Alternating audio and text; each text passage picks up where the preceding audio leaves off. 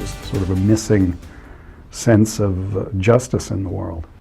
The family is outraged tonight after the man convicted in a deadly La Jolla jewelry store robbery is recommended for early release and could soon be a free man. It was a crime that rocked La Jolla 2 decades ago. Good evening. I'm Steve Atkinson. And I'm Kimberly Hunt. 10 News reporter Steve Fiorina is in La Jolla with a decision that even surprised the attorneys. Armed men dressed like ninjas storming into 2 jewelry stores here in La Jolla. It was Mother's Day of 1992. It was a coordinated smash and grab. This display case was shattered during the holdup, and Brian Sullivan, seen here at a family dinner, was killed. He was a customer who was shot in the head as he turned toward the commotion.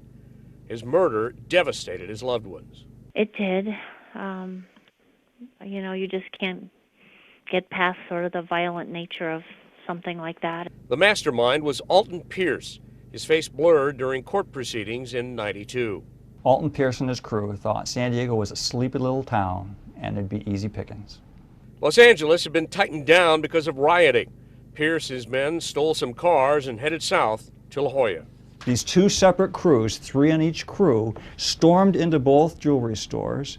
They terrified the people. They had to know that they were going to probably use those guns. They should pay for what they did. The other robbers are still incarcerated, while Pierce, a model prisoner at Corcoran, was given a release date at his first parole hearing. I've never had an inmate get a date at their first hearing. The prosecutor was stunned, and he wasn't alone. I think the inmate's attorney was surprised from the look I saw on his face.